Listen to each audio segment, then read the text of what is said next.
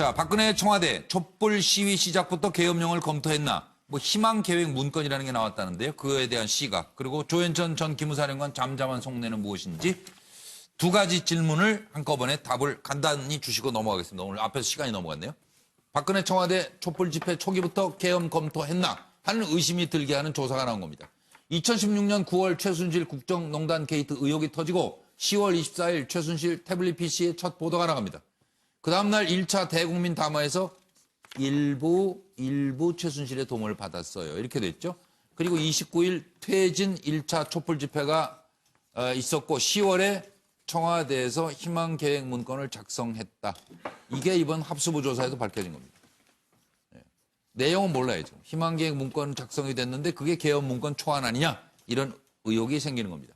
11월 4일 2차 대국민 담화 검찰 조사에 성실히 임하겠다. 11월 15일에 조현천이 청와대 방문한 것으로 드러났습니다. 그리고 11월 18일 박근혜 대통령 계엄령 준비자하는 정보가 있어요. 이렇게 추미애 대표가 이때 얘기한 거를 생생히 기억합니다. 이때 무슨 정보가 있었나 봐요, 확실히. 그리고 11월 29일 3차 대국민 담화에서 진퇴 문제를 국회에 맡깁니다. 그러자 12월 3일 탄핵소추안이 발의되고 바로 그 다음 날 또 두 번째 방문하고 9일 날 압도적 찬성으로 가결되고 이때 세 번째 또 청와대 들어가고 2월 10일이 돼서 네 번째 방문하고 3월 초에 기무사 계엄 문건이 완벽하게 만들어졌던 겁니다. 이건 이미 밝혀진 내용이죠. 그리고 3월 10일 대통령 박근혜 파면에 이릅니다. 조현천은 왜 안 들어올까요? 진짜 책임질 일이 생길까 봐 말을 맞춰야 하는데 관계자들 연락이 안 되네 지금. 아니면 사건 잊혀질 때까지 시간을 끌려고 아니면 아직 미국에서 할 일이 많아서 들어보시죠. 자, 당시 청와대 국방비서관실 관계자의 증언입니다. 2016년 10월 계엄령 선포 방안을 담은 청와대 희망계획 문건이 존재한다. 대통령 기록물로 지정돼서 국가기록원으로 이전됐습니다. 저로서는 좀 더 꼼꼼하게 챙겨보고자 하는 순수한 마음으로 한 일인데 마음 아프게 해드린 점에 대해 송구스럽게 생각합니다. 박근혜는 퇴진하라!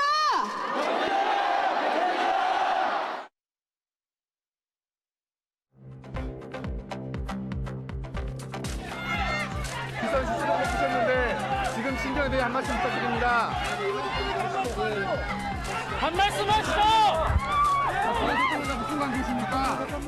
무엇으로도 국민들의 마음을 달래드리기 어렵다는 생각을 하면 내가 이러려고 대통령을 했나 하는 자괴감이 들 정도로 박사모를 시켜서 물리적 충돌을 준비시키고 시간을 끌며 사정기관에 흔들지 마라 신호를 보내고 있습니다. 이렇게 한 다음 최종적으로 계엄령까지도 준비하고 있다는 안정되게 정권을 이양할 수 있는 방안을 만들어 주시면 그 일정과 법 절차에 따라 대통령 측에서 물러나겠습니다. 대통령 박근혜 탄핵소추안은 가결되었음을 선포합니다. 좀 뭔가 오래전부터 기획된 것이 아닌가 하는 그런 느낌도 지울 수가 없어요. 솔직한 심정. 하여튼 뭔가 이거는 그냥 우발적으로 된 건 아니라는 그런 느낌은 갖고 있어요. 네, 6시 55분을 지나고 있는데요. MBN 뉴스와이드 생방송으로 진행해드리고 있고요. 30초 정도씩만 그냥 김영주 전 의원님부터 지적해 주세요. 아무래도 처음부터 뭐 박근혜 전 대통령이 이렇게 지시했다기보다는 비서실장이나 안보비서관실에서 이런 계획을 해서 박근혜 전 대통령한테 이런 보관이 있습니다라고 얘기했을 가능성이 좀 많다고 못 봤고 언제부터 인지했느냐의 문제일 거라고 보여집니다. 조현천 사령관 들어와야 될 것 같아요. 차명인 전 의원님. 글쎄, 제가 이거 얘기 나와가지고 기사를 한참 찾아봤는데 기사에 이게 도대체 무슨 내용인지 모르겠어요. 하여튼 그래서 제가 좀 드는 생각이 야, 박근혜 대통령을 정말 어떻게든 좀 더 이렇게 좀 해보려고 그러는 사람들 기승전박 이런 사람들이 또 이렇게 희망사항을 보이는 거 아닌가. 마치 그 청와대에서 공지로 말하는 몰아넣으려고? 청와대에서 무슨 계엄령 준비까지 한 계엄을 사람이다. 준비한 것처럼 이렇게 지금 이 그림처럼 박근혜 전 대통령하고 최순실하고 이렇게 마치 계엄 준비하는 것처럼 그렇게 좀 그 기대하는 거 아닌가라는 생각이 들어요. 하여튼 제가 본 기사 내용으로는 저는 이 수사 중인 내용을 공개하는 것도 또 안 맞고 그리고 또 내용 중에 보면 뭐뭐인가를 검토한다. 이 정도 수준인데 좀 너무 오버하지 말았으면 좋겠다 이런 생각이 듭니다. 김화덕 부장님. 저는 이거를 보면서 도대체 있을 수가 없는 일이 벌어진 거라고 생각하는데요. 촛불 집회가 2016년 10월 29일 시작됐는데 그 전후에 이제 청와대 국방비서관실 관계자에 따르면 그 당시 희망 계획이라고 하는 계엄령을 검토하는 초안을 만들었다는 거죠. 그게 박근혜 전 대통령이 당시 지침이 있었는지 아니면 바로 그 국가안보실에서 스스로 알아서 한 건지는 확인되지 않고 있습니다만은 어쨌든 저는 저런 건 유신 체제의 DNA, 유신 체제의 분위기가 반영된 게 아닌가. 그러니까 그랬을 것 같다라는 생각을 좀 하시게 되는 거죠. 뭐 이게 그런 역사가 안타까운 있으니까. 생각이 들고요. 그러니까요. 그래서 어떻든 저러한 생각을 하면 안 되고 그럴 때는 바로 정치적으로 좀 푸는 그런 방법을 생각해야지 저는 발상을 했다는 것 자체가 저는 이해할 수가 없습니다. 정기현 평론가님. 뭐 대통령이 감옥에서 이제 죗값을 치르고 있으니까 저는 이제 조현천 전 기무사령관에게 한마디 하고 싶은데요. 뭐 기무사령관 정도 했으면 뭐 무소불위의 권력을 군대 내부에서 뭐 사실은 뭐 직급과 관계없이 큰 힘을 썼던 자리 아닙니까? 왜 숨어 있습니까? 정말 군인 정신이 있었던 사람이라면 그 당시에 박근혜 대통령을 찾아가서 그 엄중한 시위 상황을 본인 생각대로 보고 다 했겠죠. 뭐. 뭔가 이렇게 조치가 필요하다고 했으면 뭐 그렇게 했을 것인데 그러면 정말 군인으로서 군인 정신을 가지고 있다면 지금 들어와서 그 상황이 무엇인지 국민들한테 소상히 밝히고 거기에 대해서 평가받고 잘못이 있으면 본인이 처벌을 받는 것이고 그래야 진짜 지금 이런 잘못된 방식으로 건데. 숨어버리니까 보수 진영 내부에서 야 이거 뭐 짜여진 각본대로 끝까지 박근혜 전 대통령 때리기만 하면 국민들이 또 동의해 주는 거 아니냐 이런 이야기 억울해하지 말고 본인이 직접 들어와서 이런 상황을 소상하게 밝히면서 아니면 아니라고 당당하게 맞서라 이렇게 말씀드리겠습니다. 정희진 변호사님. 글쎄요, 희망계획이라는 문건이 정말로 있었는지는 모르겠는데, 제 경험상으로 이런 문건은 사실은 군에서 쓰는 그 용어로 보이거든요. 왜냐하면 작전 같은 거 할 때 이런 용어를 갖다가 쓰는데, 정말로 예를 들어서 지금까지 계엄령 관련된 문건은 국방부나 뭐 기무사나 이런 쪽에서 나온 문건이었잖아요. 근데 만약에 청와대에서도 이런 형식의 문건을 만들었다라고 한다면, 박근혜 정권은 사실은 상당 부분 겉으로는 민간 정부인 것처럼 보였어도 속은 군사 정부의 그 실질을 상당 부분 갖지 않았나 일단 그런 생각이 들고요. 결국은 계엄령을 희망했던 건가 하는 의심을 하지 않을 수가 없고 이게 이제 대통령 기록실에 있다라고 하니까 법에 의해 가지고 이 문건들이 만약에 있는지 여부가 공개가 될 수 있었으면 좋겠습니다. 예, 그렇네요. 저 김종욱 교수님. 예, 희망계획 문건은 좀 빨리 공개가 돼야 될 것 같고요. 저는 이제 데자뷰를 보는 것 같은데 얼마 전에 이제 1987년도 6월 민주화운동이 벌어질 때 6번에서 이제 작전명령 제87-4호라는 문건이 발견됐다고 얘기를 하는데 이제 계엄령을 선포하는 거거든요. 실제로 그건 충정훈련까지 진행이 됐다라는 거고요. 실행은 안 됐지만. 근데 2016년 10월 달이면 촛불 시민들이 이제 시위를 하기 시작하는 상황. 이런 상황에서 청와대 내부에서 아마 비상계획을 좀 짰을 거라 생각하고요. 그 비상계획을 짤 수 있는 단위는 저희 군 기무사령부밖에 없기 때문에 짰다고 생각이 드는데 문제는 2008년부터 기무사가 계속 정치적 개입 작업들을 해왔던 거죠. 저는 그래서 그 국가안보실장, 국방비서관실, 그다음 육참, 기무사로 연결되는 계속적인 정치적인 라인들이 계속 유지돼 왔던 거고 그런 유지된 라인들이 이런 사태에 있어서 다시 정치적 개입을 하게 되는 악순환들이 벌어졌다는 생각이 들어서 이번 기회에 이걸 정확히 좀 파악을 해서 고리를 끊지 않게 되면 전 앞으로도 또 이런 사태가 벌어질 수 있다는 생각이 들어서 이번 기회는 좀 철저하게 좀 세곤을 해야 될 것 같습니다. 그러니까 안보실장이고 뭐고 다 윗자리 있을 때도 알고 있었을 것 같지 않아요? 알았겠죠. 몰랐다면 더 문제가 있는 거죠. 몰랐다도 근무를 안 한 거죠. 뭐 몰랐으면. 그 쿠데타를 방임한 것도 따지고. 아니 그러니까 어떤 상황이 벌어지든 좀 솔직하게 얘기들을 할 수 있고 들을 수 있었으면 좋겠어요. 그리고 저희가 뭐 공인이라는 말 예, 말씀하세요. 아니 이제 우리가 앞으로 주제가 많이 남았잖아요. 예, 그러니까 빨리. 근데 지금 뭐 희망계획이라는 문건이 있다고 하더라라는 거 그거 하나만 가지고 상상의 나라를 펴가지고 마치 대통령하고 그 기무사령관하고 무슨 뭐 계엄령을 준비한 것처럼 얘기하는 거는 저는 해도 좀 너무한 거 아닌가. 예, 우리가 여기가 소설 영화 시간이 아니고 드라마 시간이 아니고 시사 토론 시간인데 이런 생각이 좀 들고요. 그 분명히 우리가 할 것은 그때 촛불 시위였어요. 촛불 시위가 상당히 평화적으로 됐을 때예요. 탄핵 아직 그 국회 그 상정도 안 됐을 때예요.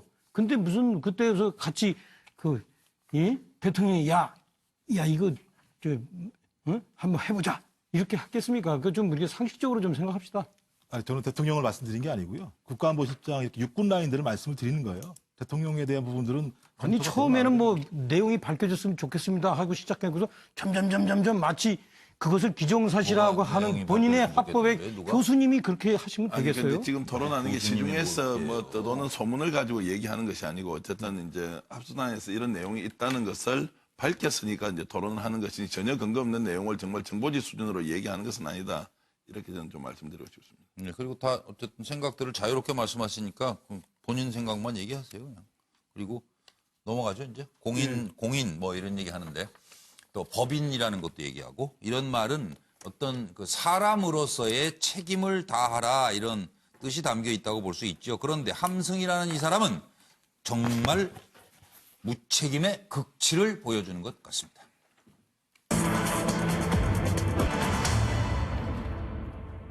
뭐 법인카드 쓸 자격이나 있는 사람이었는지 모르겠어요. 차로 20분 거리에 있는데 두 개의 장소가 그런데 8분 간격으로 법인카드가 2번 결제됐다는 거예요.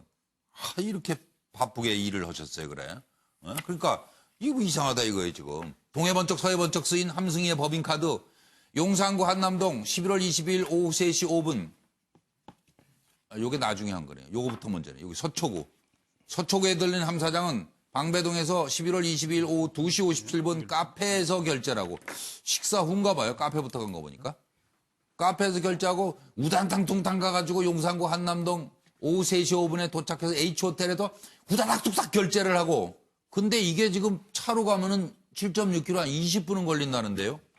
이야, 정말 이거 어디 강원랜드인가? 이거 진짜 바쁘게 사장을 하시는 건가 봐요. 유동수 의원이 법인카드 양도 및 김영란법 위반 의혹이 있다. 이건 누가 봐도 그렇죠. 딴 사람이 쓴 것 같다 이거예요, 지금.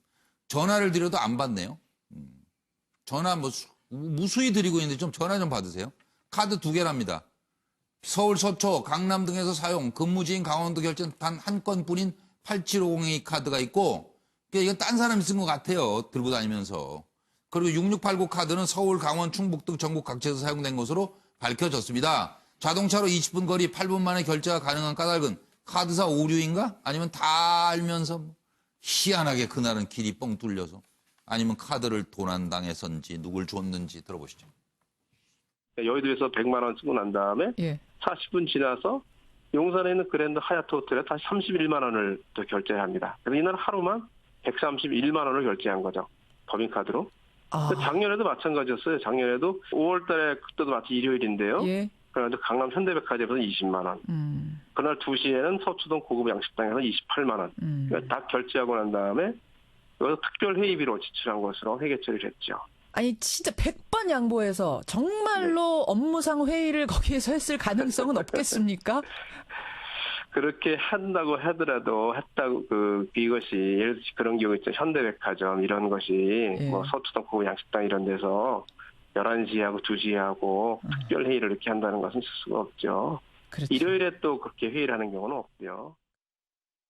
사실은 제가 지난해 채용비리에 묻혀서 부각되지 않았지만은 강원랜드 안에서는 공고가는 사실로 인정됐던 내용입니다. 네. 이거 국감에서도 제기를 하셨는데 채용 비리가 워낙 크다 보니까 좀 묻혔던 거예요. 그렇습니다. 그렇죠. 네.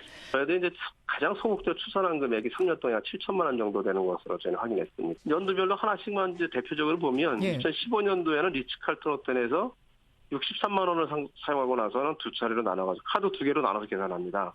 그것도 비서실 직원 명의로 된 카드로 이제 2개로 나눠서 계산을 하죠. 그리고 하나는 부서 회의비, 하나는 접대비.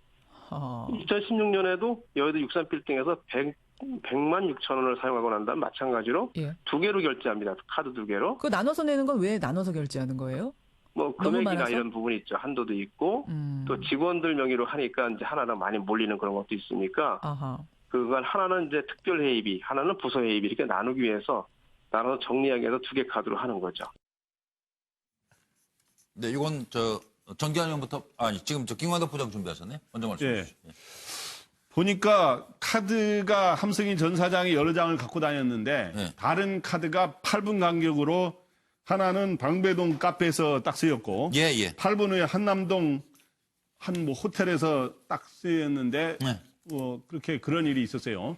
근데 그게 원래 자동차로 20분 거리인데 8분 사이에 저렇게 그었는데 분명 그러니까 일종의 한 사람이 썼다면 진짜 홍길동이죠. 동해 번쩍 서해 번쩍 홍길동식 카드 사용인데 제가 보기에. 근데 말이 안 되는 거죠. 근데 실제로는 한 사람이 쓴 게 홍길동식으로 되지 않았기 때문에 예. 딴 사람이 썼다는 거죠. 그래서 그 함승희 전 사장이 알고 있는 그 여자분 여자 사무국장 그 사람, 있잖아요. 네, 거기 근처에서 썼다. SC. 그 사람이 갖고 있. 예, 그 쓴 거로 거의 예. 되는데 이게 이런 거야말로 진짜 스모킹 건 아닌가 네. 그런 생각이 듭니다. 이 사람이 미스터 클린인데 이거 본인이 청소 대상 아니에요? 정익진 변호사님? 일단은 홍길동도 카드는 이렇게 못 써요. 왜냐하면 이게 카드는 후불이잖아요. 먼저 긁고 뭐 먹고 그러지 않단 말이죠. 그렇죠. 그러니까- 먹은 다음에 내는 거죠. 그러니까 8분 만에 갔어도 8분 안에 다 먹었어야 된다는 이야기예요. 그러니까 호텔에서 네네. 그 호텔에서 뭐 간단히 먹을 게 뭐 있어요. 그러니까 이거는 사실은 홍길동도 이렇게는 카드를 못 쓴다. 저는 그렇게 생각을 하고. 이야 대단하시네. 형사 사건도 변호 많이 해보셨어요? 그 야. 판례에 의하면요. 네. 주식회사 임원이 법인카드를 네. 개인 용도로 계속적 반복적으로 쓰면 네. 이거는 업무상 배임죄거든요. 근데 그렇죠. 네. 그 함승희 사장 같은 경우는 죄질이 거기에다가 더블로 나빠요. 왜냐하면 강원랜드는 상장사이긴 하지만 예. 공기업입니다. 그렇습니다. 그러니까 공공 지분이 51%. 더군다나 일반 공기업도 아니고요. 예. 그 폐광을 갖다가 지원하기 위해서 네. 특별히 카지노 만들게 해가지고 한 아주 굉장히 민감한 공기업이기 때문에 예. 이 대표는 굉장히 몸조심을 해야 되는 거고 예.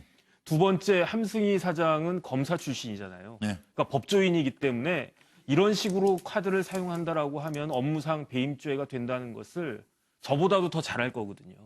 그럼에도 불구하고 이런 위법 행위를 하고 범법 행위를 한 거는 사실은 제가 봤을 때 도의적 책임을 넘어서 법적 책임도 져야 되는 거 아닌가 저는 개인적으로 그런 생각이 듭니다. 예. 그러니까 본인이 뭐 축지법을 쓰면서 8분 사이에 2번을 끌었다는 뭐 그 전제는 뭐 전제 자체가 좀 말이 안 되는 것 같고요. 결국 누군가 뭐 나누어서 썼다는 건데 뭐 그분이 뭐 30대 그 사무국장 출신인지 아닌지는 모르겠지만 함의 사장님 조금 불편하시겠지만 좀 나와서 설명을 하시는 게 맞다. 그리고 이걸 숨는다고 될 일도 아니고 또 여기에서 자유한국당에서 이런 논평이 나왔습니다. 뭐 비열한 뭐 사람 죽이기 아니냐 뭐 이렇게 좀 너무 정치적으로 몰고 가지 말고 혹시 함 전 사장뿐만이 아니라 수없이 많은 공기업 기관장들이 지금도 있지 않습니까? 법인카드 어떻게 썼는지 이것저것 점검도 좀 해보고요. 본인이 어쨌든 억울한 측면이 있다면 좀 적극적으로 해명을 해주고 그리고 그렇지 않으면 책임질 일이 좀 책임지겠다. 이런 자세로 나와서 빨리 이 문제는 정리가 되는 것이 좋겠다 이 말씀 드리겠습니다. 아니 근데 말씀하시길래. 예, 근데 두 분들이 계속 의문만 제기해서 저는 원래 안 하려고 그랬는데 제가 답을 갖고 있어요. 그러니까 지금 정혁진 변호사가 왜 자기보다 법을 더 잘하는 사람이 저렇게 카드를 개인 용도로 썼냐. 제가 그 답을 갖고 있어요. 그 얘기를 하려다가 제가 안 했는데 이게요. 저분은 이게 정치인이 정치에서 멀어지면요 상당히 도덕적으로도 무너져요. 이게 이분이 지금 저기 그 첩첩산중 강원랜드에 있으면서 자기가 정치적으로 복귀할 거라는 생각을 안 하니까 끝났다 이거. 이제 사실은 이 자기 도덕적 무적 예컨대 법적인 그런 자기 제어 장치가 무너진 거예요. 그래서 그냥 막 쓴 거예요, 그냥. 제가 이분 심리 안에 들어갔다 나왔는데 요게 답입니다, 정혁진 변호사님. 그러니까 차 의원님은 전혀 지금 모랄 해저드로 안 가잖아요, 지금. 난 정치를 계속 할 거니까. 그리고 안 하면은 완전히 난 정치 떠날 거예요. 이 주변에서 얼쩡거리지 않습니다. 비교 대상도 안 되는 지금 갖고 있는 법인 카드가 없는 사람한테 그 얘기해서 뭐래요? 아니 이제 그러니까 이제 차에는 법인 카드 없어요. 지금. 그러니까 그렇죠. 이제 그 법인 카드 갖고는 안 쓰겠다 이거지. 갖게 되면 조심하시라고 그러니까. 아, 이 얘기 잘못했나 또 나중에. 저 자료화면으로 분명히 나올 거예요, 자료화면. 갖게 될 때들 택배도 조심하십시오. 못 받고. 자, 이제는 할 얘기만 하고 좀 할 일만 하고 그러는 게 좋지 않을까요? 왜 김부선 씨는 이제 와서 또 입증 책임은 경찰에다 넘겼네요. 보시죠.